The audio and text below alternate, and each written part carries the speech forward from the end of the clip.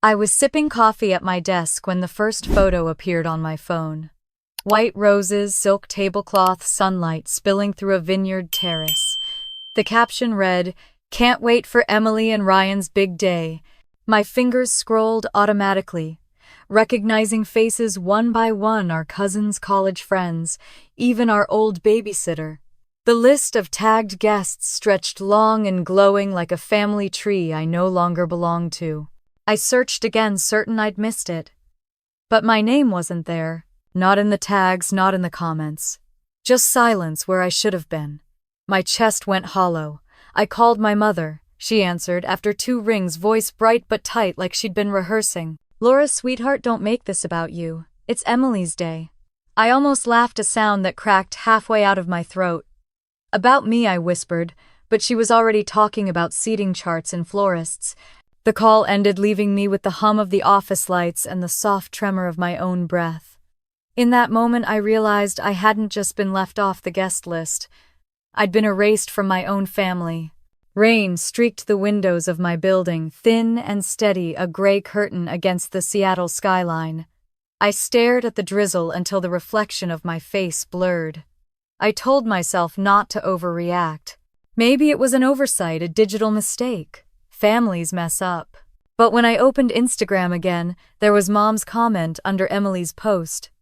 "Our beautiful girl can't wait for your big day," and Dad's reply with champagne emojis. I scrolled to my own recent post about the downtown project my firm had finished. Not a single word from either of them. The ache behind my ribs spread like frost. Funny how silence could sound so loud when it came from the people who'd raised you. I stayed at my desk long after everyone else left the office, slowly emptying, until only the hum of the HVAC and the click of distant elevators remained. The city outside was washed clean by rain, headlights sliding like ghosts over wet asphalt. My phone buzzed again. This time it was a text from Dad. "We thought it might be best to keep things simple. You and Emily always seem to clash. Don't ruin her big day." I stared at the words until they blurred, until I could taste the bitterness behind them. Then I typed, "Got it." Wouldn't want to make things complicated. I didn't hit send. I deleted the message instead because some truths didn't need witnesses. Back home, the apartment felt colder than usual. I poured wine, curled up on the couch, and watched the city lights flicker across the glass coffee table. For years, I'd played the part they gave me, the responsible one. The problem solver. The sister who never asked for too much. Emily was the spark, the golden one. The girl who cried and got comforted, who failed and got forgiven. I was the steady one, which in our family meant invisible. I remembered her first heartbreak the night she sobbed into the phone at 2 a.m. And I drove 40 minutes with ice cream and tissues. Mom had called later to thank me for handling it like I was some kind of emotional cleanup crew. I'd told myself it didn't matter, that love wasn't a scoreboard. But staring at that wedding post, I finally understood scoreboards only matter when you realize you've been playing alone. The rain deepened outside, a soft percussion against the balcony doors. I opened the fridge for leftovers, then closed it again without eating. My mind kept replaying Mom's voice, sweet and sharp, "Don't make it about you." The same line she'd used when Emily forgot my birthday, when Dad accidentally used my savings to cover Emily's tuition shortfall. Every family has a script, and ours was simple. Emily shines, Laura stabilizes, and Mom narrates it all as love. But love shouldn't feel like erasure. I walked to the window and pressed my palm against the cool glass. Somewhere down the street, a car alarm went off, then faded. I watched the reflections of other people's windows, families cooking dinner, laughter spilling out of apartments, and wondered when mine had stopped feeling like one. I thought of calling again, demanding an explanation, but I already knew how that conversation would go. Mom would sigh, Dad would retreat behind silence, and Emily would post another picture of her intimate celebration, hashtags like number family forever, attached like a cruel joke. My phone buzzed. For a heartbeat, I thought maybe someone had come to their senses. Instead, it was Maya, my best friend since college. "You should see this," her message said. A photo followed. Ryan, the groom, to be standing too close to a woman at a dimly lit bar, his hand resting on her hip like it belonged there. The timestamp 2 nights ago. My stomach didn't drop. It didn't need to. Something inside me had already gone still. I stared at the image until the edges blurred. "Who's she?" I typed. Maya replied, "No idea. Bartender said he's been there before. He's handsy." I closed the chat, letting the phone dim in my hand. Outside, thunder rolled faintly across the sound. Maybe this was the universe's cruel sense of symmetry. They'd left me out to keep the peace, but peace built on lies never lasts.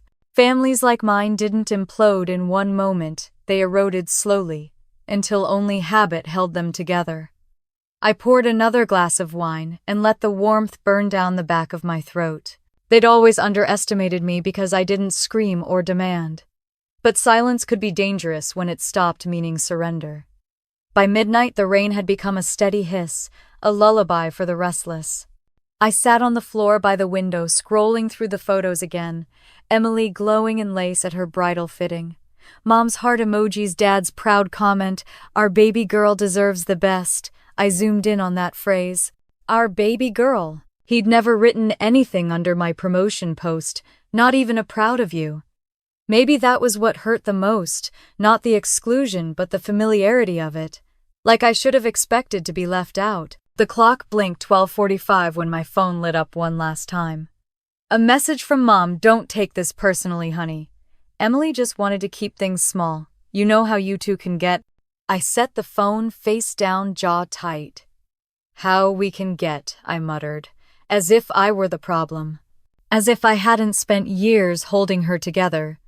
The weight of it pressed down until I couldn't tell whether I wanted to cry or laugh.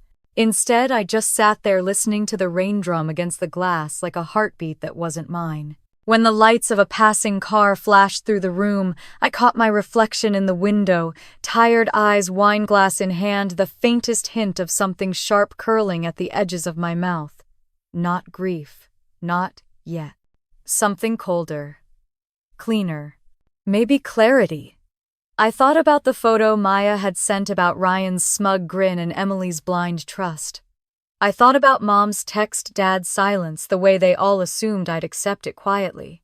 Then I whispered to the reflection, the words forming slow and certain. They thought I'd stay silent. They forgot silence can also be the beginning of revenge. The next morning, the rain had stopped, leaving the Seattle air damp and silver. I woke up to the sound of my phone buzzing on the nightstand. A new post from Emily, a photo of her holding a bouquet of pale pink peonies, sunlight kissing her hair. The caption read, "Sisters forever. Can't wait to celebrate with my favorite people." I stared at the words until the letters blurred. Sisters forever. The irony burned behind my ribs.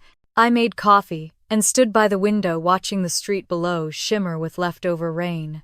The smell reminded me of Spokane, the old neighborhood we grew up in, the cracked sidewalk, the lilac bush by the porch, the way Mom used to hum while making pancakes. I used to think those mornings meant love. Now they just felt like rehearsals for pretending everything was fine. I was 8 when I learned what fairness really meant in our house.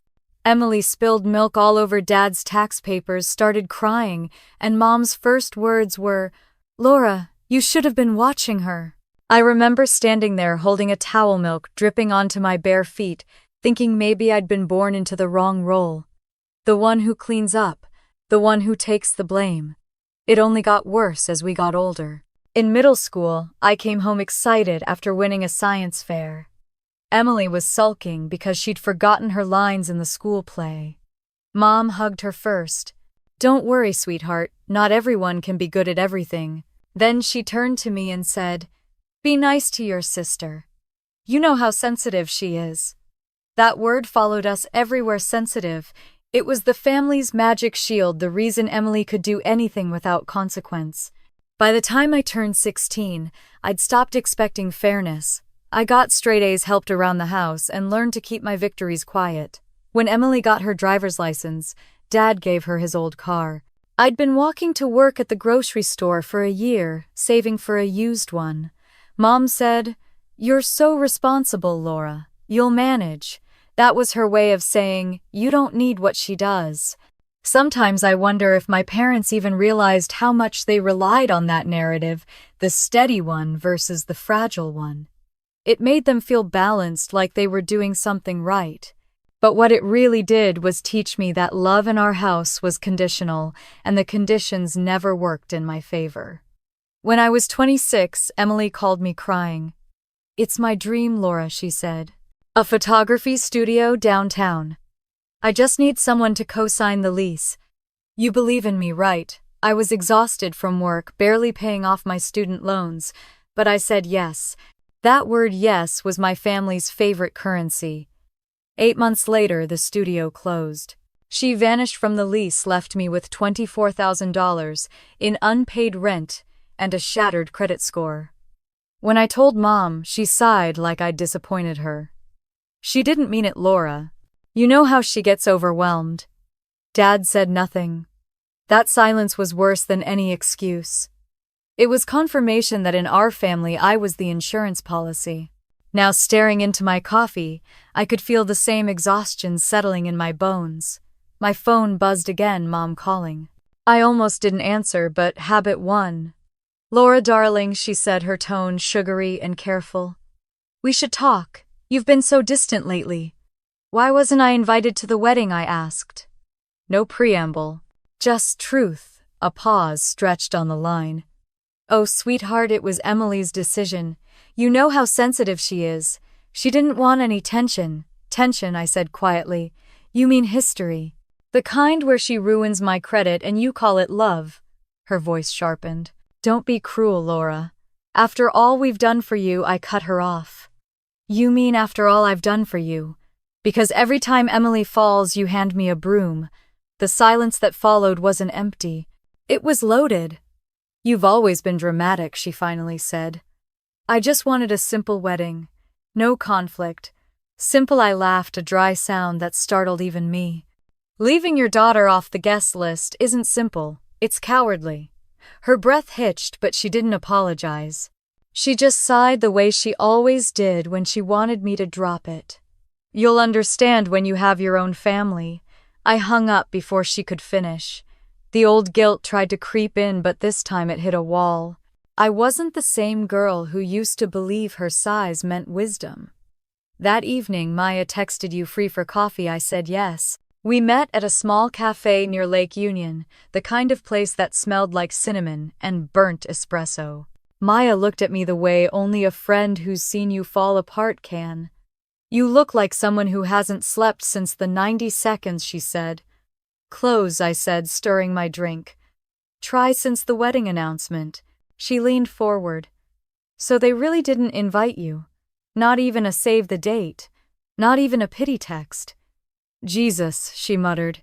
"Your mom's unbelievable." "She's consistent," I said. "That's worse." Maya studied me. "You've been the family's fixer for too long, Lau. They don't see you. They use you. Every time something breaks, they call you not because they trust you, but because you'll never say no." Her words hit harder than I expected. "I used to think that was love," I said. "It's not. It's emotional labor dressed up as loyalty." We sat in silence for a while. The cafe window reflected our faces, hers clear, mine half hidden by glare. Maya spoke again, softer now. "You think they excluded you to keep peace?" I nodded. She shook her head. "Maybe it wasn't about peace. Maybe it was about keeping secrets." I looked at her, pulse quickening. "What do you mean?" "I don't know yet," she said. "But I've worked enough weddings to know families like yours don't hide people, they hide stories." The air between us shifted. For a moment, I could almost hear the hum of something waiting to surface. When I got home, the city had gone quiet. The rain had started again, soft and rhythmic. I turned on a lamp, the warm light cutting through the dimness. On the shelf above my desk were family photos, Christmas, Thanksgiving, birthdays. I picked one up, Thanksgiving 2015. Emily front and center, flashing her perfect smile. Mom's hand on her shoulder. Dad leaning in close, and me half out of frame holding a tray of food, smiling like I belonged. I zoomed in on the picture until my own face filled the screen. I didn't look jealous or bitter, just tired. The kind of tired that comes from years of being useful. I closed the laptop and leaned back in my chair, listening to the rain hit the windows. Maybe I'd been erased so many times that even they'd started believing I didn't exist. But something inside me was shifting now, slow and certain. Not anger, something steadier. Resolve. I whispered it aloud just to hear the words. I was never part of the picture. Maybe it's time to draw a new one. Outside, thunder rolled faintly across the water. Somewhere in some fancy vineyard in Napa, my family was planning a wedding without me. Let them. I wasn't the shadow anymore.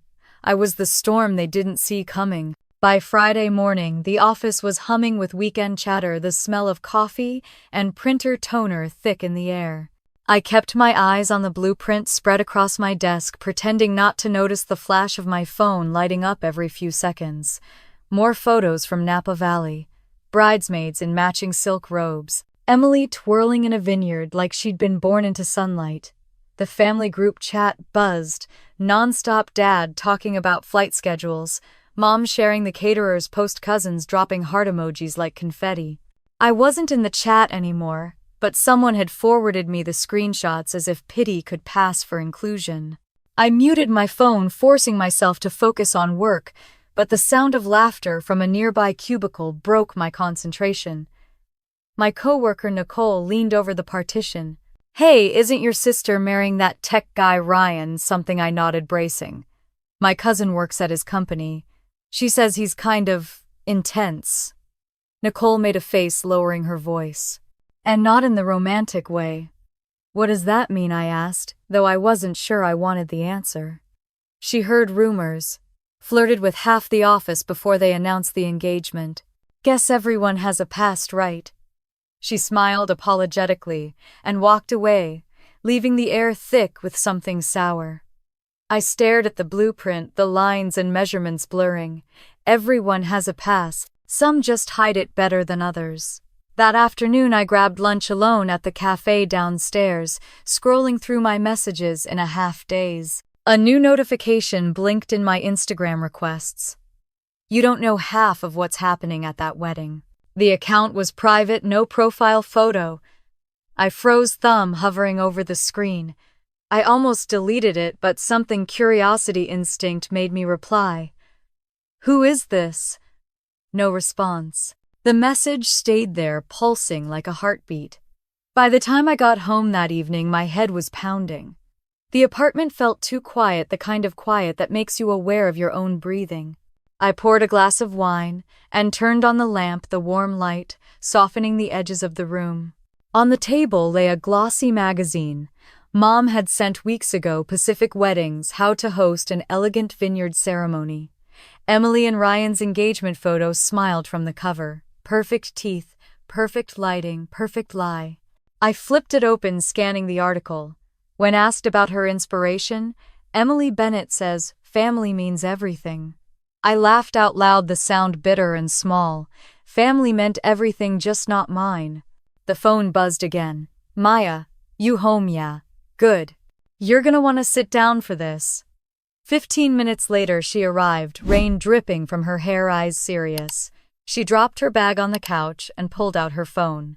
"Remember that woman in the bar photo? The one Ryan was all over?" "Yeah," I said. "What about her?" "Her name's Vanessa. Used to work for him. My friend Alyssa handles event logistics for his company. Says Vanessa left suddenly after an HR complaint, inappropriate behavior. No one talked about it, but everyone knew."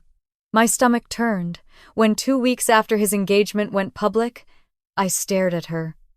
"Jesus." Maya nodded. "There's more. Alyssa said he's been seen around town with her again. Same bar, same routine." I sat back, the world narrowing to a single point. Does Emily know? I doubt it. But she's about to walk down the aisle with him, Laura. Someone should tell her. I rubbed my temples. And if I do, she'll call it jealousy. She always does. Maya hesitated. So, what are you gonna do? I didn't answer. Instead, I reached for her phone. Send me the screenshots. She looked at me carefully. You're not planning to crash the wedding, are you? No, I said, sliding my voice into calm. Not yet. After she left, I sat alone with the glow of my laptop casting blue light across the room. I pulled up Emily's wedding page, hundreds of comments, every one gushing about how perfect she and Ryan were. Perfection had always been her drug, and Mom was her dealer. I scrolled back through old messages from Mom, each one a small act of control disguised as care. You should visit more often. You're always working. Don't be so hard on Emily. She means well. Then the most recent one, don't ruin her big day. My phone rang, and as if summoned by thought, her name lit up the screen. I hesitated, then answered. Laura, she said too brightly. How are you, sweetheart? I'm fine. You must be busy. Big day coming up. A pause. Yes, it's been hectic. Emily's nervous, you know how she is. Sensitive, right, I said. Mom sighed. Please don't start. I just want everything to go smoothly. You mean you want everything to look perfect? Laura, I saw the photos, Mom. The magazine, the posts. You really think image is more important than truth? Her tone hardened. Don't stir the pot, not now. I felt something inside me snap. Maybe the pot needs stirring, she gasped softly, as if the air had turned dangerous. What are you talking about, Ryan? I said. The man you're marrying your daughter to. How well do you know him? Her silence was an answer all its own. When she spoke, her voice was low, trembling. Don't spread lies, Laura. Whatever you think you know, keep it to yourself. We've waited too long for this happiness. I almost laughed. You mean her illusion? But she'd already hung up. I stood there, phone still in hand, heart thudding like it was trying to escape my chest. My reflection in the window looked different, colder, clearer. The rain outside had started again, streaking down the glass like the sky couldn't stand to hold it anymore. At 10:30, my phone rang again. Emily. I answered before I could think better of it. Her voice was tight, controlled. Why are you talking to people about Ryan? What, don't play dumb? Mom called me. She said, you're spreading rumors. I'm not spreading anything. I just asked a question. Her breath hitched. You've always hated when things go right for me. You can't stand that someone actually loves me. If he loved you, I said quietly, he wouldn't need someone else on the side. Shut up, she snapped. You don't know anything. I know enough. The silence stretched. I could hear her breathing ragged and uneven. You think you're better than me, she said finally. You've always thought that. No, I said. I just stopped pretending you're the victim. The line went dead. For a long moment I stood in the middle of the room, listening to the faint hum of the refrigerator, the rain tapping against the window. My hands were shaking, but not from fear. It was something sharper, resolve maybe, or freedom. I sat at my desk and opened my laptop again.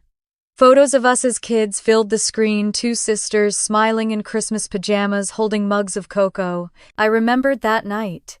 She'd spilled hers all over the carpet and I'd taken the blame. You're stronger, Mom had said back then. You can handle it. I clicked through more pictures, each one a small betrayal. I'd accepted as love. Every apology she'd made, I didn't mean it had been a rehearsal for this moment. The clock read 12:04 when a new email popped up from Maya. The subject line was simple. You need to see this before Saturday. I didn't open it yet. Instead, I leaned back and let the rain's rhythm fill the silence.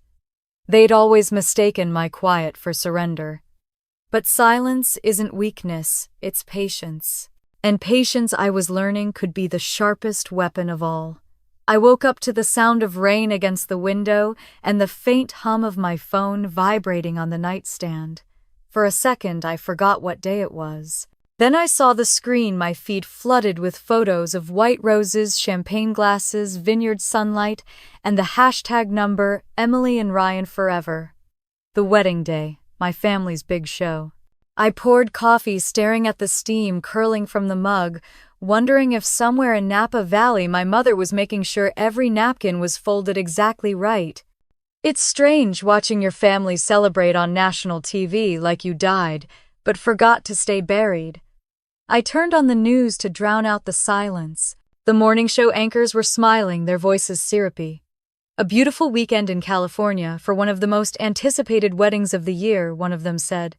Behind her footage rolled Emily and Ryan walking hand in hand down a flower-lined path, all golden light and laughter. My chest tightened. There was Mom, glowing in pale blue, holding Emily's bouquet, like she'd birthed perfection itself. Dad in a tux, standing proud. The screen looked like an alternate universe where I didn't exist. For a moment, I let myself feel it, the sting, the jealousy, the ache. Then I muted the TV and opened my email. The message from Maya sat at the top unread since last night. Subject line, "You need to see this before Saturday." I clicked it open. There was a single attachment, a short video file. The preview image showed Ryan's arm around a woman's waist, her face half turned toward him in the low light of a bar. My stomach knotted. I pressed play. Ryan was laughing, drink in hand, slurring slightly. "Emily's sweet," he said to someone off camera. "Naive as hell but sweet, thinks she's marrying a saint." The woman, Vanessa, leaned closer, her lips brushing his ear. The camera shook with quiet laughter from whoever filmed it. Then Ryan kissed her right there, careless and smug. I froze. Maya's message continued below the video. "Someone leaked this to the press. Check Twitter." I grabbed my phone. The trending tab was a wildfire number, Bennett wedding number, Vineyard scandal number, Ryan Ross exposed. Posts were multiplying by the second. Screenshots, clips, comments. Some were already tagging Emily's account. Others speculated about the mystery woman. It hadn't even been an hour, and the internet had turned their fairy tale into a feeding frenzy. The muted TV behind me suddenly cut to breaking news. The anchor's voice was tighter now, uncertain. "We're receiving reports of an incident at the Ross Bennett wedding in Napa Valley. Details are still emerging." The camera switched to live footage from the venue. Chaos. Guests standing tables, overturned, people rushing toward the dance floor. The reporter's voice trembled over the noise. Sources say a video surfaced online moments before the ceremony. Witnesses describe a confrontation between the bride and groom. My breath caught as the feed glitched, then returned to a blurry shot of Emily still in her gown, screaming at Ryan, while guests looked on. Someone tried to pull them apart. Ryan's hand shot out, grabbing her by the hair. The camera jolted, someone yelled, and the feed cut. The sound in my apartment vanished like the air had been sucked out. I turned the volume up, but the anchors were already filling dead air with speculation. My phone buzzed nonstop, unknown numbers, relatives, even coworkers. I didn't answer. Then came the call I knew would come. Mom. I let it ring twice before picking up. Her voice was shrill, shaking. "Laura, thank God, where are you? Have you seen what's happening?" "I'm watching," I said quietly. "She's hurt. Oh God, there's police everywhere. Reporters. Everything's ruined." I closed my eyes. "Then call an ambulance, Mom." "Don't be cruel," she cried. "You need to come. She needs her sister." "I wasn't invited," I said. "Remember, you're still family." "Funny, that wasn't true yesterday. Please," she sobbed. "They're taking her to the hospital." "You can't just sit there." "I can," I said. "You wanted me out of it. I'm out." She went silent, the sound of crying and chaos muffled behind her. "Laura," she whispered, "don't do this. Please." I hung up. The apartment was silent again, except for the rain ticking against the window. I walked to the balcony, opened the door, and let the cold air hit my face. Somewhere across the city, sirens wailed faintly through the drizzle. I looked up at the sky, gray and endless, and for the first time in a long time I felt nothing. Not anger, not guilt, just the quiet certainty that the truth had finally caught up to them. The phone buzzed again. "Maya. Tell me you're watching this," she said, breathless. "I saw," I replied. "They're saying he hit her. Someone filmed it during the reception. It's already viral. I leaned against the railing, gripping the wet metal. He didn't hit her. He pulled her hair. Maya was silent. You sound calm. I am. Laura, this is bad, like national news bad. I took a deep breath, watching the rain streak down the streetlights. Maybe bad is what they need. After she hung up, I stayed there listening to the city breathe under the storm. It wasn't satisfaction, I felt more like release. For years I'd been the one patching cracks, holding lies together so no one would see the mess beneath. Now the whole world could see it. I didn't have to explain anything. By nightfall, every network was running the footage. Luxury vineyard wedding descends into chaos. Groom accused of assaulting bride in front of guests. Family declines to comment. The photos of Emily in her dress hair, disheveled, mascara-streaked eyes wide with horror were everywhere. The same mother who once curated every post, every perfect smile, was now hiding behind drawn curtains, refusing reporters at the gate. My inbox filled with messages from relatives I hadn't heard from in years. You were right about him. I can't believe it. How are your parents holding up? I didn't answer any of them. Instead, I poured another cup of coffee and sat by the window, the glow of the TV flickering across the room. On screen, the reporter stood outside the hospital. Sources confirm the bride sustained minor injuries. The groom, Ryan Ross, has been taken into custody for questioning. I whispered it to myself just once. Karma. Mom called again, but I let it go to voicemail. I didn't need to hear her voice to know what she'd say. Help us. Fix this. Be the good daughter again. The city outside was quiet now, streets gleaming under the streetlights. I could still hear faint laughter from the bar down the block, the world moving on like it always does. I glanced at my phone one last time.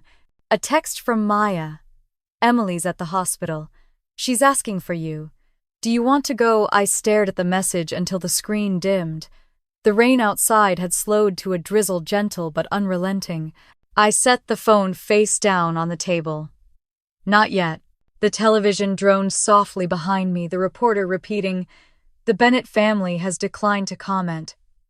I took a sip of coffee, watching my reflection in the window, calm, still alive. For once, I didn't feel like the shadow they'd cast me as. I was the only one left standing outside the wreckage, untouched by the fire they'd lit themselves. And in the soft hum of the rain, I heard my own voice, quiet but steady. For years they told me silence was peace. They never realized silence could also be power. The day after the wedding felt like waking up after a storm you hadn't survived, but still had to clean up. The rain had stopped, leaving the air heavy and stale. My phone was a graveyard of missed calls. Mom, Dad, unknown numbers, even a local reporter who somehow got my contact. I stared at the screen until another message appeared from Dad. She's home. Please come. I set the phone face down and poured coffee. Funny how disaster brought invitations faster than love ever did. On the news, the anchors had switched from shock to curiosity, dissecting the scandal like vultures circling the same carcass. The Bennett-Ross wedding fallout continues, one said, with a professional smile. Sources confirm the bride is recovering at home after the viral altercation with her groom. The clip of Ryan grabbing Emily's hair replayed in slow motion. I turned the volume down but couldn't look away. The perfect wedding had turned into a national headline. The Bennett family, the same people who'd once bragged about being private and respectable, were now everyone's morning entertainment. I caught my reflection in the TV screen, hair, messy sweatshirt, wrinkled eyes, hollow but calm. For once, I wasn't part of their performance. I was the audience, and the view was oddly quiet. By noon, curiosity, or maybe guilt, won. I drove to the hospital. The parking lot was crowded with vans and cameras, reporters shouting questions at anyone who looked remotely connected. I slipped through a side entrance, using the same calm tone I'd used 1,000 times when fixing other people's messes. I'm her sister, I told the nurse. Laura Bennett. The hallway smelled like antiseptic and artificial flowers. When I pushed open the door to Emily's room, I almost didn't recognize her. Her hair was pulled back, a bandage along her temple, eyes red and swollen. Mom sat beside her, perfectly dressed, despite the chaos, like she couldn't bear to be seen as anything less than composed. When she saw me, her expression tightened, not surprise, just calculation. "Laura," she said softly, "she's fragile. Please don't upset her." I stood at the foot of the bed. "She's always been fragile." "Maybe that's the problem." Emily stirred, her voice raspy. "You came." "I didn't plan to," I said. She gave a small broken laugh that turned into a cough. "You must be happy. Everyone's saying karma finally found me." "I didn't say that. You don't have to," she whispered. "It's true." I looked at her for a long time. Part of me wanted to feel pity, but pity was dangerous. It had been the trap all along. "You married the kind of man you were raised to believe in," I said finally. "That's not karma, that's consequence." Her eyes filled, and for once she didn't argue. Mom cleared her throat, standing too quickly. "Laura, could we speak outside?" In the hallway, the fluorescent lights hummed overhead. Mom clasped her hands, the picture of weary grace. "I need your help," she said. "I doubt that. The reporters won't stop calling. Your father's phone hasn't stopped ringing. We have to manage this before it gets worse." "Manage or confess?" I asked. "Don't twist my words." "I'm not twisting anything. You're asking me to fix another mess."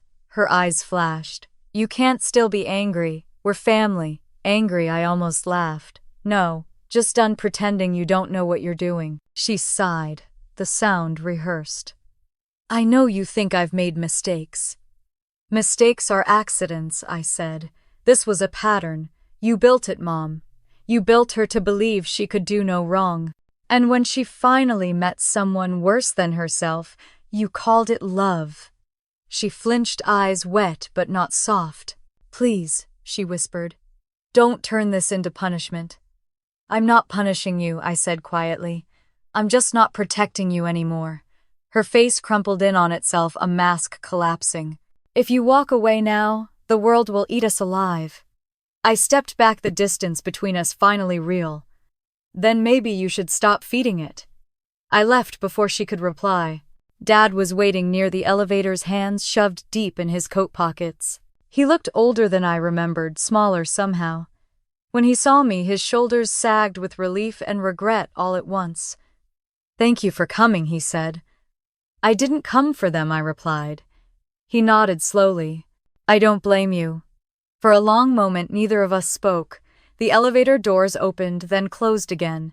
Finally, he said, "Your mother's not herself. She hasn't slept. She keeps saying it's her fault." "It is," I said.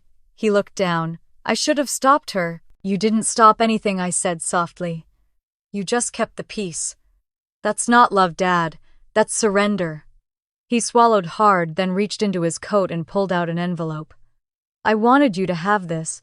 Inside were mortgage papers, old and yellowed at the edges. My name was listed as a co-owner, then crossed out in a newer document replaced by Emily's. "When did this happen?" I asked. "Last year," he said, shame thick in his voice. "Your mother thought it was better for the family. You were busy traveling. She said you wouldn't mind." I laughed under my breath, the sound sharp. "Of course she did." He tried to meet my eyes. "We'll fix it, Laura." "No," I said, folding the papers back into the envelope. "You'll live with it." I walked out before he could answer. The air outside the hospital was cool and damp. Reporters clustered near the entrance, cameras pointed at every shadow. I kept my head down, blending into the noise. When I reached my car, I sat behind the wheel, staring at my hands. For years I'd begged for a seat at their table. Now they were all on the floor asking for help. I drove aimlessly through neighborhoods I didn't recognize until I found myself parked in front of our old house on Willow Street. The yard was overgrown, the porch lights off. A single news van sat across the road, engine idling, waiting for a glimpse of someone worth filming. I rolled down the window and listened to the silence. Maybe this was how peace felt, empty but honest. That night, Maya came by with a bottle of red wine. She took one look at me and shook her head. "You look like you've seen a ghost." "More like I finally buried one," I said. She poured 2 glasses. "So, are you going to forgive them?" I laughed low and humorless. Forgiveness feels overrated. It's not for them, she said. It's for you. You don't owe them healing, but you do owe yourself peace. Peace feels like abandonment. Maybe you've been mistaking exhaustion for love, she said quietly. We drank in silence after that, the kind of silence that didn't feel heavy. For once I didn't have to explain. When she left, the apartment was dark except for the faint glow of the TV. The news anchor was wrapping up the night's broadcast. Sources confirm that Emily Bennett remains in stable condition. The family has declined to comment. I turned the TV off and stared out the window. The rain had started again, slow and steady, streaking down the glass like cracks of light. I thought about Emily in that hospital bed, Mom, rehearsing another apology, Dad clutching his guilt like prayer beads. I wasn't their fixer anymore, but I wasn't their destroyer either. Not yet. The truth doesn't vanish when you stop talking about it. It waits, and it always finds its way out. A week after the wedding, the noise had finally died down. The tabloids had moved on to fresher scandals, and my family was quietly trying to fade from the spotlight. I hadn't spoken to anyone since the hospital. Then, one morning, my phone buzzed with a message from Mrs. Albright, our old neighbor on Willow Street. "Laura, are your parents moving? There's a truck outside and men carrying boxes.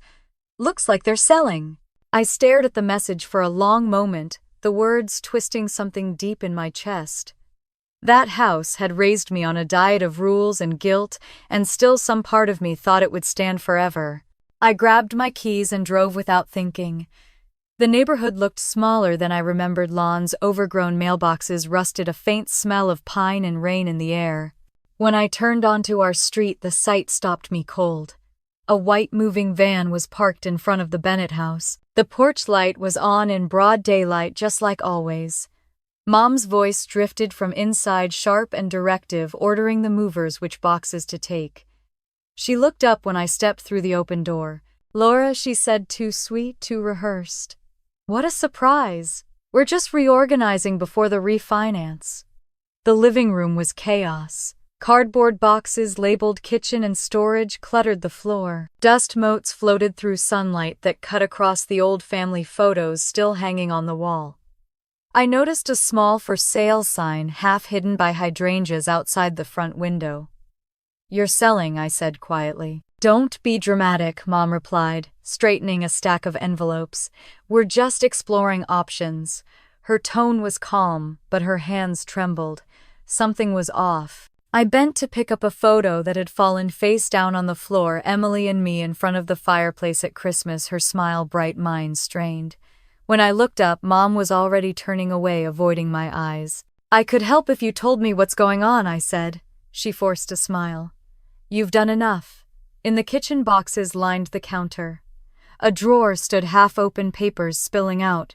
I reached for them, automatically organizing, but one document caught my eye. A mortgage statement, recent, not old. The date printed across the top read only 2 months before the wedding.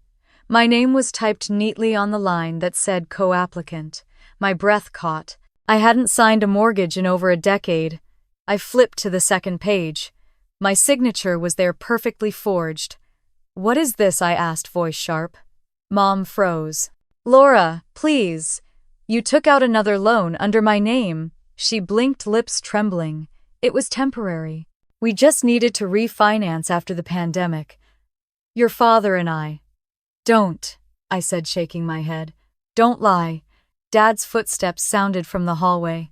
He appeared pale and tired, wiping his hands on a rag. "Laura, we can explain. Explain how you forged my name on a mortgage for a house that's not even mine anymore." He looked down, silent. Mom crossed her arms, her voice turning defensive. "We did what we had to do to keep the family afloat. It's our home, yours too. Everything we've done has been for you girls."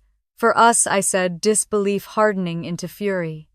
"You mean for Emily? You sold my name like it was another piece of furniture." Her jaw tightened. "You're being ungrateful.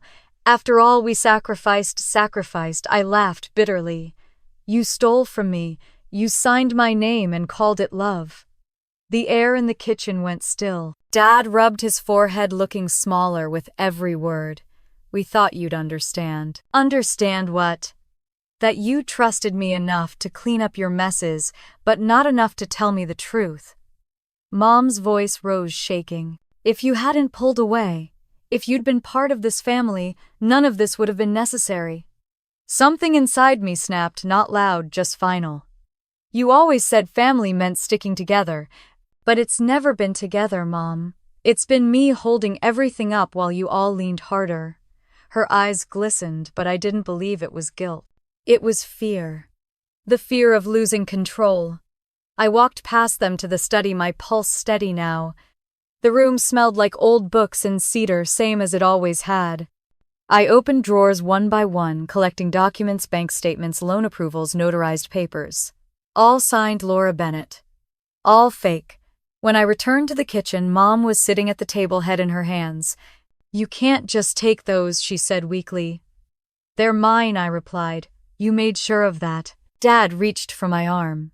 "Please, don't make this worse. Your mother's under enough pressure." I pulled away. "You keep calling it pressure, I call it theft." I left them standing there in the half-packed house and drove home with the papers on the seat beside me. Back in my apartment, I spread everything across the kitchen table. The evidence was overwhelming, pages and pages of forged documents, payment schedules, loan transfers. I opened my online bank account, scanning through years of transactions.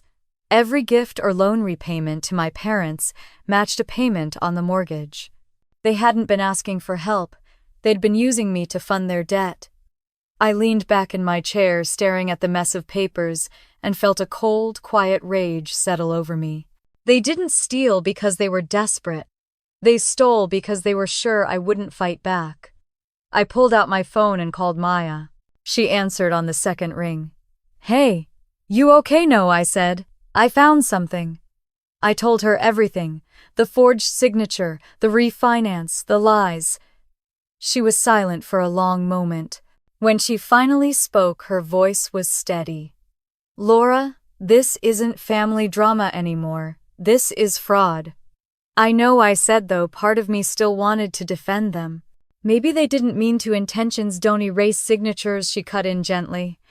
"You've got to protect yourself. Call a lawyer." The word lawyer hung in the air like a threat and a promise. I glanced at the stack of papers again, the proof of everything I'd refused to see. "I don't even know where to start," I admitted. "I do," she said. "A friend of mine used an attorney for something similar, family financial exploitation. His name's Michael Gray. I'll send you his info." After we hung up, I stared at my phone until her message came through with the number. My reflection shimmered faintly in the black screen, same face, but harder now, older. I gathered the documents into a neat pile and slid them into a large envelope.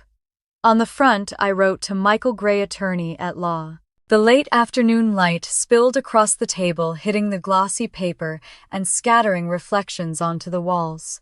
The apartment glowed like a room made of glass, transparent, fragile, but still standing.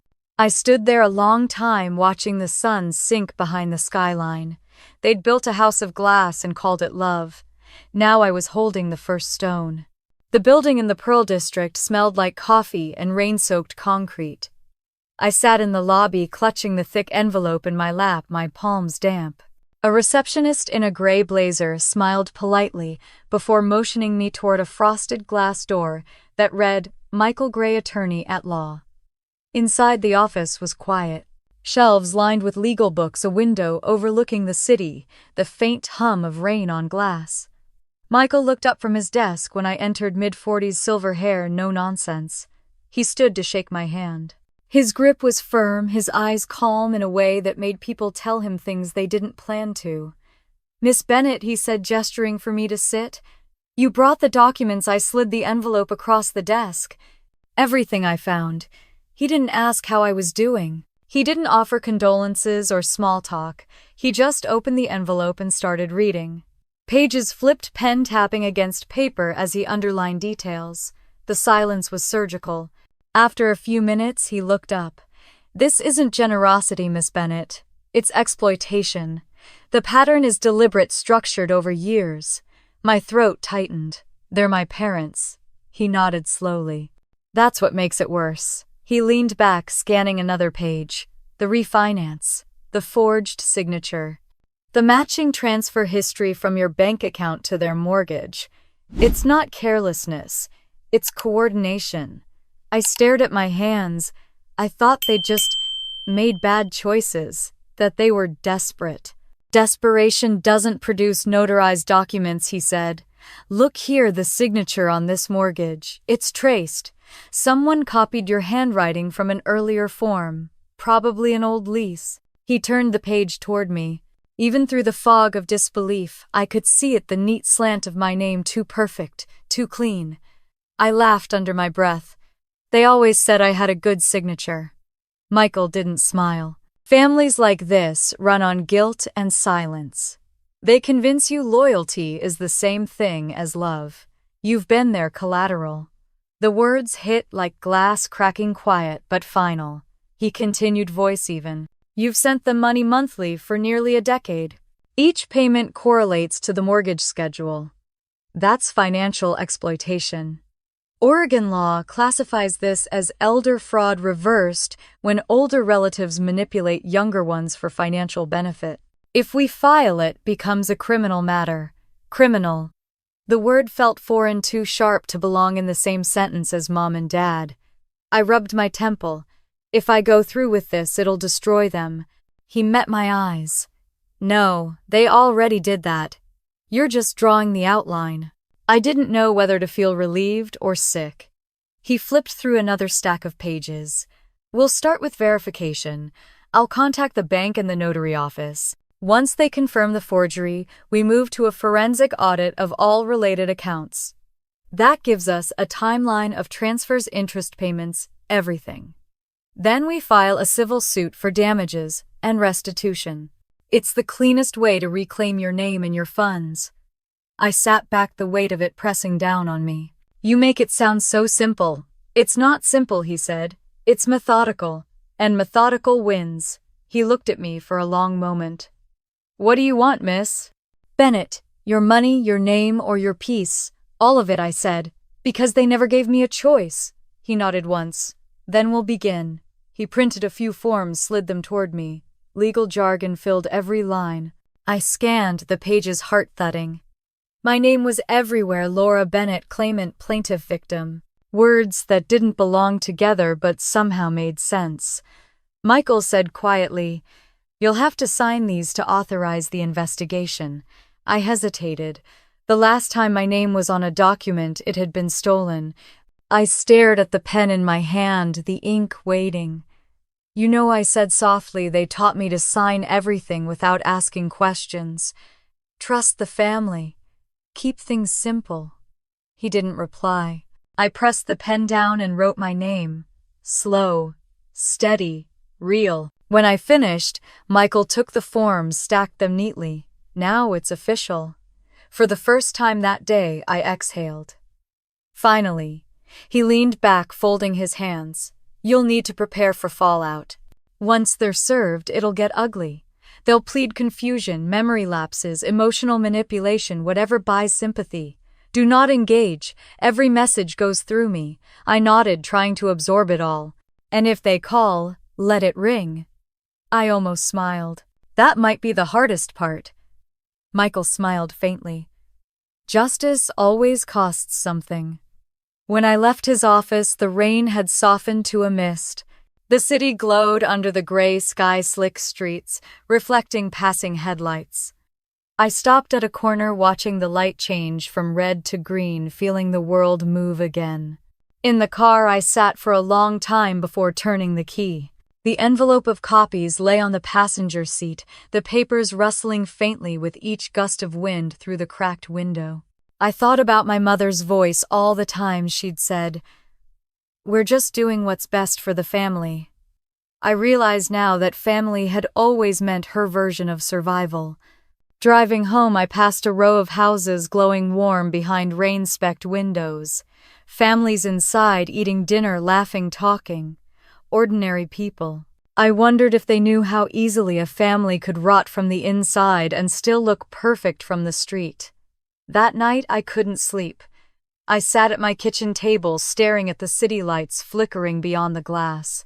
My phone buzzed a message from Maya. "You do it," I typed back, "Yes, it's starting." She replied with a single word, "proud."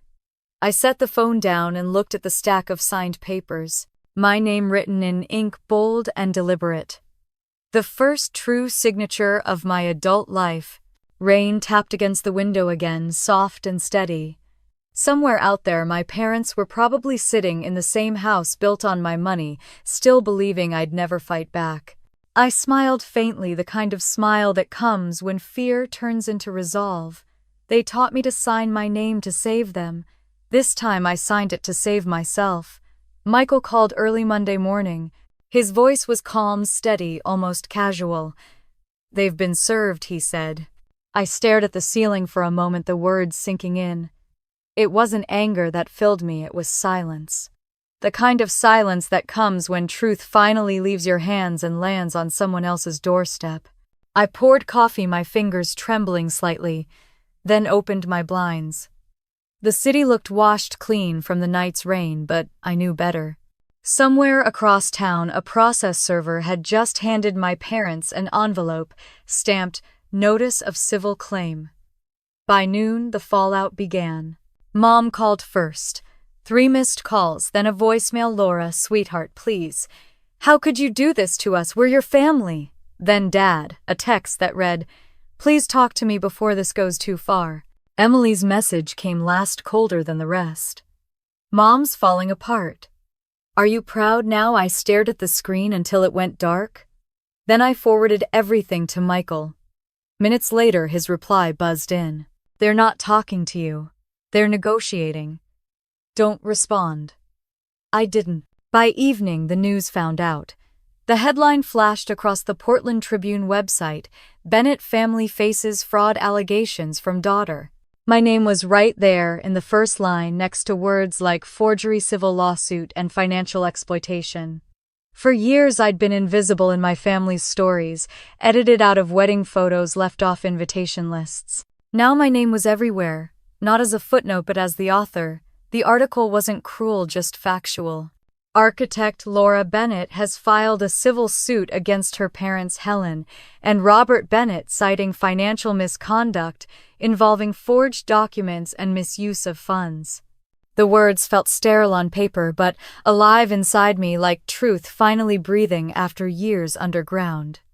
Mom must have seen it too. My phone lit up again, her voice through the speaker shrill and trembling. "You leaked this. You wanted to humiliate us." I stayed silent, letting her voice echo in my apartment until it cracked under its own weight. The next day, Michael called. "They've hired representation," he said. "Carmichael and Wells. Big firm, aggressive. They'll probably push for a settlement." "I don't want a settlement," I said. "Good," he replied. "Neither do I." The preliminary hearing was set for Friday. When I walked into the courthouse that morning, everything felt smaller than I'd imagined. White walls, fluorescent lights, a faint smell of disinfectant and paper. Mom and Dad sat at the defense table. She wore navy pearls tight against her neck. He looked pale, his shoulders rounded like the weight of the room was pressing on him. Michael leaned close to me and whispered, "Remember, they'll play emotional. We play factual." The defense attorney Carmichael was exactly what I expected. Smooth voice, polished smile, the kind of man who'd compliment a storm while standing in the flood. He opened with sympathy. "Your Honor, this is a tragic misunderstanding within a family that's already been through immense pain. My clients never intended harm. This is simply grief misdirected into litigation." Michael rose calmly. "Grief doesn't forge signatures, counselor." Carmichael didn't flinch. "We dispute the authenticity of those claims." Michael nodded to the clerk. "Then, let's test that authenticity." He pressed play on a small recorder. Static filled the room, then my mother's voice, sharp and unmistakable. "If Laura ever finds out, we'll tell her it was a misunderstanding. She won't fight us. She never does." The words hung in the air. Even the judge paused her notes. Carmichael cleared his throat. "That recording is taken out of context." Michael looked up unblinking. "So was her name on your mortgage?" Silence. Mom's eyes darted to mine. For the first time in my life, she looked afraid, not of me, but of exposure. When the session ended, I walked into the hallway before they could speak. The building smelled like rain through old air vents. I was halfway to the elevator when I heard her voice. "Laura," I turned. She was standing there, trembling but defiant. "You're killing us," she said. "No," I said. "I'm stopping the bleeding." Dad stepped forward, his voice low. "We made mistakes, honey. We just wanted to keep the family together." "Then you shouldn't have built it on lies." Mom's lip quivered. "We thought you'd always understand." "I finally do," I said. Neither of them moved. When I walked out into the rain, the courthouse steps gleamed like mirrors, each puddle reflecting faces of people who'd spent their lives pretending not to drown. That night I didn't turn on the lights. The glow from the city was enough. The TV murmured in the background, a local segment recapping the Bennett family courtroom drama. They showed footage of my parents leaving the courthouse, cameras flashing. Mom kept her head down. Dad's hand on her back looked more like restraint than comfort. I poured a glass of wine and sat by the window, the glass cold in my hand. For years I'd thought silence was a form of loyalty. Tonight it felt like justice. Maya stopped by just before midnight, holding takeout. She set it down, looked at me and said, "You look different." "Different how?" "Like someone who finally stopped apologizing." I smiled. Maybe I finally did. She poured wine into another glass, raising it toward me. "To peace, to truth," I said. We clinked glasses, the sound small but satisfying. Later, after she left, I checked my email before bed. One new message. The subject line read, "For Laura from Marianne." The name tugged at something half forgotten. Aunt Marianne. My father's sister. We hadn't spoken in over 15 years. I opened the message. "I always suspected what your parents were doing. Your grandfather left something for you years ago. It's time you saw it. I'll explain when we meet." Attached was a scanned photo, a handwritten note signed George Bennett 1999. The handwriting was shaky, but the last line was clear. "For Laura, when she's ready to know the truth." I read it twice, my pulse quickening. Outside, the rain had stopped, but drops still clung to the glass like punctuation marks waiting for meaning. I thought the truth ended with me. Turns out it started long before I was born. The drive to Bend took 4 hours and half a tank of gas. The farther I got from Portland, the quieter the world became. Trees taller, air thinner, silence heavier. I followed the GPS until the road turned to gravel, and the houses thinned out into pine and mist. Aunt Marianne's place sat at the edge of a field, a small white house with blue shutters and smoke rising from the chimney. I parked under a birch tree and sat for a minute, gripping the steering wheel. I hadn't seen her in almost 15 years. She was the quiet one at family holidays, the one who noticed everything and said nothing. When she opened the door, it was like time had been paused. She looked exactly as I remembered, gray hair, tied back cardigan buttoned to her throat, kind eyes that saw too much. "You look tired," she said, simply stepping aside. "Come in." I made coffee. Inside smelled like cedar and something sweet, apples maybe. Every wall was lined with books and old photographs. I saw one of Grandpa George in uniform, another of me and Emily, as kids grinning with missing teeth. Marianne followed my gaze. "He loved you, you know," she said. "You were the only one who asked him about his stories." I nodded, my throat tight. "You said you had something for me." She studied me for a moment, then motioned toward a small desk near the window. A metal safe sat on top, its paint chipped but sturdy. She turned the dial with practiced fingers, then pulled out a thick yellowed envelope sealed with wax. Across the front, in my grandfather's handwriting, were the words, "For Laura Bennett." My stomach flipped. "He left something," Marianne nodded. "He gave me this before he passed, told me to hold on to it until you came asking." I opened the envelope carefully. Inside was a copy of his will. The paper was fragile, the ink fading around the edges. My eyes caught my name midway down the page. "To my granddaughter Laura Bennett, I leave the family home at Willow Street and the trust fund established in her name to ensure her independence and freedom to choose her own path." I read it twice before the meaning hit. The house. The one they'd refinanced under my name, stolen out from under me.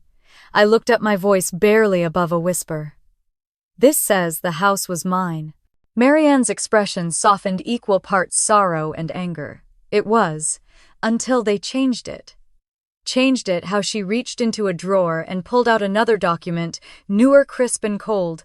"Your parents had a lawyer draft an amendment. It claimed you declined the inheritance because you were financially stable. They presented it as your decision." I stared at her, numb. "I never saw this. I never signed anything." "I know," she said quietly. "I checked. The signature on that form isn't yours. It's a forgery." The words felt like a blow.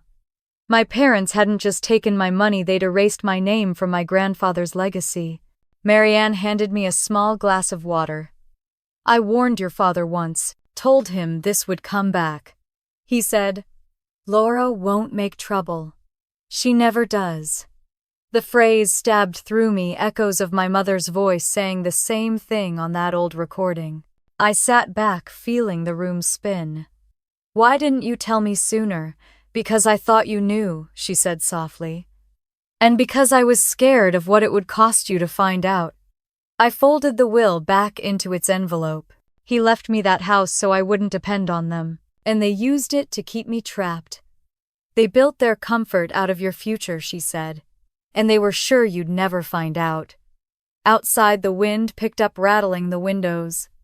The fire crackled in the hearth. I looked at my grandfather's photo on the mantel, his smile faint, eyes steady. "They took everything I said. Everything he wanted me to have." Marianne didn't answer. She just stood crossed to a small wooden box on a side table and opened it. Inside was a USB drive. "He knew they might try something," she said. "He recorded a message. Said it was for you, in case of deceit." My hands shook as I plugged it into her laptop. The screen flickered. Then my grandfather's face appeared, older, thinner, sitting in his study surrounded by books. His voice was quiet but sure. "If you're watching this, Laura, it means the family I built forgot what family means. Your grandmother used to say, 'You were born with my eyes steady, even when you're scared.' I hope that's still true. I left that house and the trust for you not because of money, but because I wanted you to have freedom.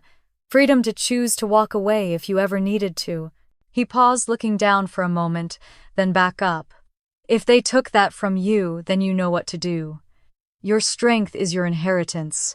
Don't let them tell you otherwise." The video ended with the faint sound of him laughing softly. Then the screen went black. I sat there staring at the reflection of my own face on the dark laptop screen. For years I'd tried to be the dutiful daughter, the fixer, the reliable one, the quiet one. And all along they'd been rewriting the truth, banking on my silence. Marianne placed a hand on my shoulder. "He saw through them long before you did," she said. "He just hoped you wouldn't have to fight this battle." I nodded slowly, blinking back tears. "He gave me the map. I just never thought I'd have to use it." When I finally spoke again, my voice was steady. "Can I keep these? They're yours," she said. "Always were." I gathered the documents, the will, the forged amendment, the flash drive, and slid them into my bag. The weight of them felt heavier than metal. Outside, the afternoon sky had turned the color of ash. Snow flurries drifted across the yard, catching in the branches like ghosts. I turned to Marianne at the doorway. "You think this will be enough to end it?" She smiled sadly. "It won't end it, but it'll make them answer for it." I nodded, pulling my coat tight. "That's enough for me." As I started the car, the engine hummed low, the heater struggling against the cold. I looked at the envelope on the passenger seat, the faded handwriting of a man who'd believed in me before anyone else did. They thought they'd buried my inheritance under paperwork and forged signatures. Too bad I learned how to dig. The courthouse smelled like paper and rain. I'd been here before, same marble floors, same nervous hum of voices, but this time I wasn't the one trembling. Michael walked beside me, his black umbrella dripping water onto the tile. He carried the briefcase like it was nothing, though inside it sat the two things that could destroy everything my parents had built: the original will and my grandfather's recording. The air in the courtroom felt thicker than usual. Mom sat at the defense table in her tailored navy suit, pearls shining like armor. Dad looked smaller, eyes hollow, skin pale. Emily was there too, silent, her hands twisting the strap of her purse. Across from them, their lawyer Carmichael smiled like he already knew the ending. I took my seat beside Michael's, smoothing my coat, my heart steady for once. The judge entered. Honorable Sandra Martinez, silver hair pulled into a knot, her gaze as sharp as a scalpel. The bailiff called the room to order, and just like that, the second round began. Carmichael stood first, all polished confidence. "Your Honor," he began, "this is a family matter that has already suffered enough public exposure. The plaintiff's recent evidence is outdated, irrelevant, and clearly motivated by revenge rather than restitution." Michael rose calmly, buttoning his jacket. "We'll let the evidence speak for itself." The judge nodded. "Proceed." Michael placed the first document on the projector screen. It was yellowed, edges frayed, but the signature at the bottom was bold and familiar. "This," he said, "is the original will of George Bennett, dated the 14th of May, 1999. Certified by his attorney Richard Haynes, whose affidavit has been submitted to this court." He read aloud, "To my granddaughter Laura Bennett. I leave the family home at Willow Street and her trust fund to ensure her independence and freedom to choose her own path." You could hear the air leave the room. Mom's face went white. Carmichael leaned forward, pen frozen in his hand. "The defense," Michael continued, "produced an amendment signed in 2003 claiming my client declined her inheritance. We'll now compare the signatures." He switched the slide. Two signatures side by side, one clean fluid mine, the other clumsy slanted forged. Even from across the room, the difference screamed. Michael's tone stayed even. "Forensic analysis confirms the amendment was falsified. The original witness on record passed away in 2015. No legal addendum or probate filing ever occurred. Which means this," he pointed to the screen, "was a deliberate attempt to erase my client's rightful claim." Carmichael jumped up. "Objection, outdated documentation, circumstantial at best, overruled," the judge said, not even glancing at him. She looked directly at my mother, Mrs. Bennett. "Did you authorize this amendment?" Mom's voice was soft. "We thought it was what he wanted." Michael's reply cut through the quiet. "You mean what you wanted?" She flinched. The judge gestured for Michael to continue. He pulled out a small silver flash drive and connected it to the laptop on the desk. "Your Honor, this is an audiovisual recording from George Bennett, provided by his sister, Mary Ann Reed. Dated 1 week before his passing." He pressed play. The screen flickered to life, showing my grandfather in his study surrounded by books and soft lamplight. His voice filled the room, gentle but firm.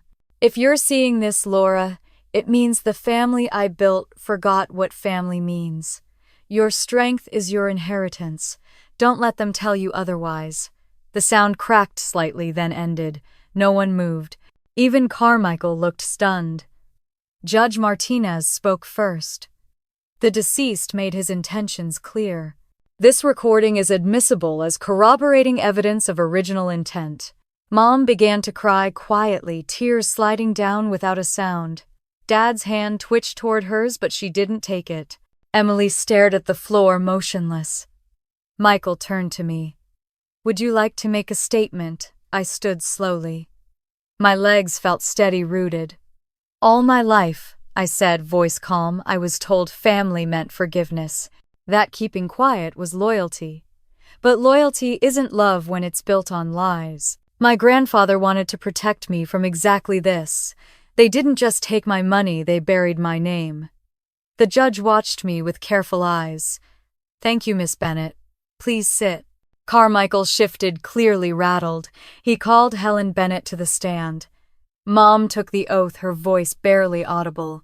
Michael's cross-examination was surgical. "Mrs. Bennet, did you or did you not file an amendment to this will?" "I don't remember," she whispered. "Did you forge your daughter's signature?" Her eyes met mine for the first time in months. I thought she'd understand. The judge leaned forward. "Mrs. Bennet, that's not an answer." Mom's hands trembled. "Yes," she said finally. "I signed her name. We needed the money." Michael's tone didn't change. "You had options, Mrs. Bennet. You chose the one that stole from your own child." She started to cry harder. "We thought she'd forgive us." I spoke quietly from the table. "You didn't want forgiveness. You wanted silence." The courtroom went still. The judge said nothing, and even Carmichael didn't interrupt. When it was Dad's turn, he looked older than I'd ever seen him. "I knew," he said simply. "I knew what she was doing," Michael asked. "And you did nothing," he nodded, once his voice breaking. "I was tired. She said it was for the family. I believed her." The judge looked at him for a long time. "And what is family to you now, Mr. Bennet?" He turned his eyes toward me. "Something I no longer deserve." For a moment I couldn't breathe. I didn't feel triumph, just exhaustion. After a short recess, the judge returned, verdict in hand. The words were measured but final.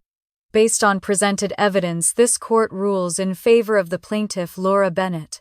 The property at Willow Street and associated trust fund are to be reinstated as originally stated in George Bennet's will. The defendants, Helen and Robert Bennet, are ordered to pay restitution for financial damages and court costs. Her gavel struck once. Case closed. The sound echoed through me like thunder rolling away. Mom covered her face with her hands. Dad stared at the table. Emily sobbed quietly, whispering something I couldn't hear. I sat still, eyes closed, letting the air return to my lungs. For the first time in years, I wasn't cleaning up their mess. I was watching it end. Outside reporters waited on the courthouse steps. Microphones flashed, voices blurred together. "Laura, do you have a statement?" I stopped, rain brushing my hair. The courthouse looming behind me like a ghost finally laid to rest.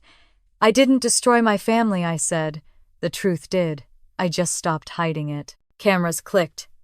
Michael's hand touched my shoulder, briefly steadying me. "You did good," he murmured. I glanced back toward the gray sky, toward everything that had come before. "So did he," I said softly, meaning my grandfather. As we walked toward the car, the city lights flickered on, reflecting across puddles like broken mirrors. They built their lies like walls. All I did was open the windows. The morning light spilled through the curtains, pale and soft, the kind that makes everything look cleaner than it really is. A week had passed since the verdict, and the world outside had already moved on. Inside, though, everything still felt heavy, like the air itself remembered. I stood in the middle of my apartment, surrounded by half-filled boxes, the kind that say you're going somewhere but aren't sure if it's forward or back. The deed had come in the mail 2 days earlier, crisp and official. Owner Laura Bennet. The house on Willow Street was mine again. I thought it would feel like victory. Instead, it felt like gravity. I drove out there that afternoon. The street looked smaller, quieter, like the years had shrunk it. The for sale sign was gone, the porch light still burned in daylight, just like it always had. When I turned the key, the door creaked open with the same groan I remembered from childhood. Dust drifted through the light. Every corner held an echo. The kitchen still smelled faintly of cedar and lemon polish. The spot where Mom used to stir soup was now just a scar on the counter. The dining room window still had that crack from when Emily and I played catch inside. I traced it with my finger, smiling despite myself. The house hadn't changed, it was me who had. I walked upstairs, slow, each step a memory. The bedroom I'd once painted light blue was faded to gray. My old trophies were gone, but the nail holes on the wall still lined up like punctuation marks from another life. I sat on the edge of the bed and listened to the creaks of wood settling under my weight. For the first time in years, I wasn't an intruder here. I spent the rest of the afternoon cleaning opening windows, sweeping out years of stale air. It felt almost sacred, reclaiming something that had once been stolen. As the sun set, the house grew warmer, not from heat, but from the feeling that maybe it could forgive me for leaving. That night, a letter arrived in the mailbox. No return address, but I recognized the handwriting immediately, my mother's. I hesitated before opening it. Laura, we never meant for it to end like this. Your father isn't well. I know you don't want to hear from us, but please remember the good years. I hope someday you'll understand that we thought we were doing what was best. Love, Mom. The words were familiar, carefully balanced between apology and excuse. I folded the letter back into its envelope and slid it into the drawer beside me. I didn't tear it up, but I didn't answer either. They were still trying to rewrite the story, but I didn't need to read it anymore. A few nights later, the phone rang just past midnight. For a second, I almost didn't pick up. Then I saw the name Dad. His voice was thin, quieter than I remembered. I wanted to hear your voice, he said. I sat down, pressing the phone to my ear. You're calling late. I don't sleep much these days. A pause. I'm sorry for everything. We talked for a while about nothing. How the trees looked in autumn, how the house must feel empty now. He asked if I'd kept the old swing in the backyard. I said I had. There was a long silence after that, the kind that feels heavier than words. Take care of yourself, I said finally. You too, sweetheart. When I hung up, I didn't cry. The sound of his voice had settled something I didn't know was still unsettled. Not forgiveness, not closure, just quiet. The next morning, someone knocked on the door. I opened it, to find Emily standing on the porch, hands shoved deep into her coat pockets, eyes red-rimmed, but steady. Hey, she said softly. Hey, she looked older, worn down. The bright, careless energy that used to follow her everywhere was gone. Can I come in? I stepped aside. She walked through the living room, slowly touching the edges of furniture like she was walking through a museum. It's weird seeing it this way, she said. Empty, but clean. It needed both, I said. She turned to me, her eyes glistening. I didn't know what they were doing, Laura. I swear. I thought you were just being dramatic. I should have asked more questions. I leaned against the doorframe. You don't owe me an apology for believing them. We both grew up on the same story. She nodded, swallowing hard. I still wish I'd been there for you. Me too. Before she left, she reached into her bag and handed me something, a photo, old and faded. Two girls sitting on the back steps, laughing knees, scraped faces sticky with popsicle juice. I found it in Mom's drawer, she said. I think it belongs here.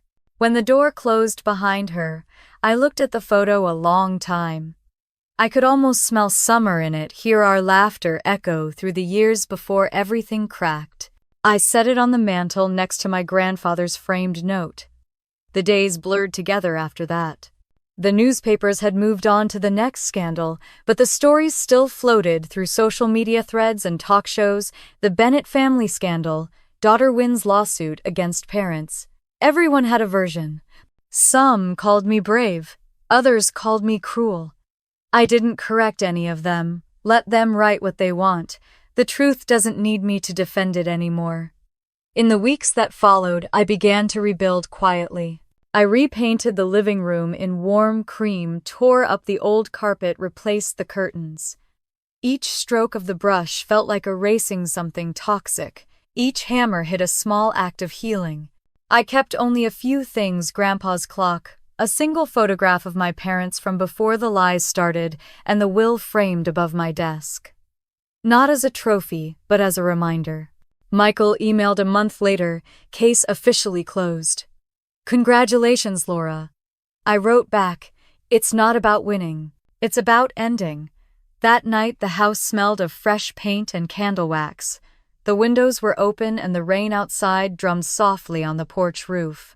I poured a glass of wine and stood by the window looking at the streetlights flickering through the mist. They'd taught me that love meant endurance, that to love was to stay no matter how much it hurt. But Grandpa had taught me something else. Even from the grave, love meant freedom. Somewhere between those two truths I'd found myself. The rain slowed, then stopped. I turned off the lights, letting the quiet fill the room. It wasn't empty anymore. It was mine. The storm was over, but I was still listening to the quiet that finally felt like peace. A year later, peace looked different than I expected. The morning rain in Portland had that soft, silver glow that made everything seem gentler, even the ghosts that used to live in this house. I woke up to the smell of coffee and rain, on cedar the sound of birds in the yard, and for the first time there was no dread waiting at the edge of the day. I opened my notebook and wrote one line, 1 year since I stopped surviving and started living. The kitchen looked alive again. The walls were warm white, the cabinets polished, the window filled with light. There were flowers on the table, wild daisies I'd planted last spring, and a small sign on the counter that read Portland Financial Justice Initiative. The nonprofit had started as a simple idea, helping people who'd been financially exploited by their own families. I never imagined how many would come. That morning, a woman named Claire sat across from me in the small office we'd built out of the old dining room. She was in her 60s, hands trembling as she clutched a folder. "My son took out loans in my name," she whispered. "I didn't even know until the bank called." I nodded. "You're not alone. We'll help you fix this." When she left, she hugged me so tight I could smell the lavender in her hair. I stood there for a long time after realizing that somehow helping strangers had healed parts of me my own family never could. Later that week, an envelope arrived with Michael's handwriting on the front.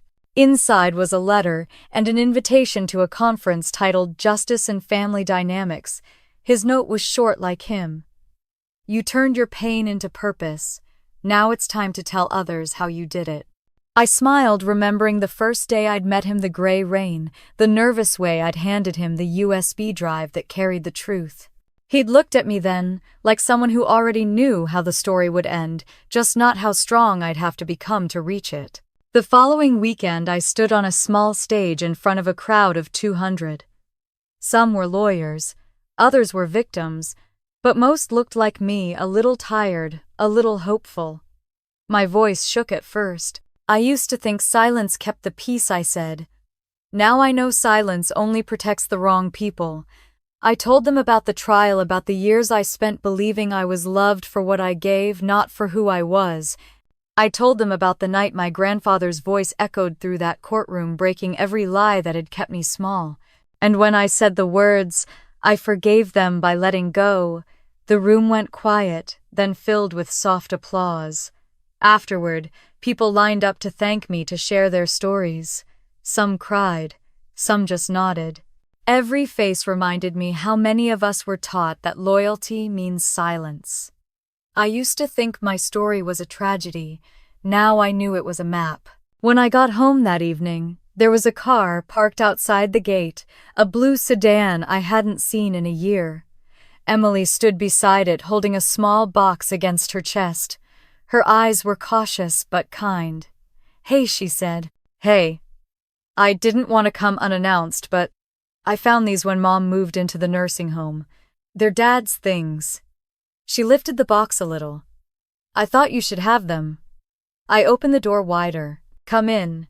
The air inside smelled like rain and coffee. We sat at the kitchen table, the same place we'd once argued over who Mom loved more. She opened the box carefully. Inside were faded photos, a cracked leather wallet, and a pocket watch I hadn't seen since I was a kid.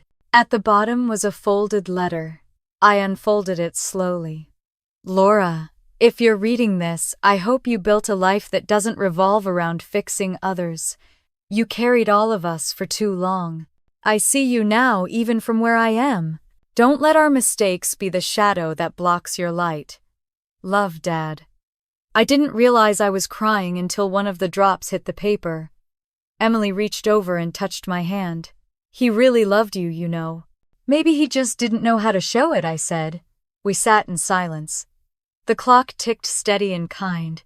When she finally spoke again, her voice was small. Mom asks about you sometimes, not for forgiveness.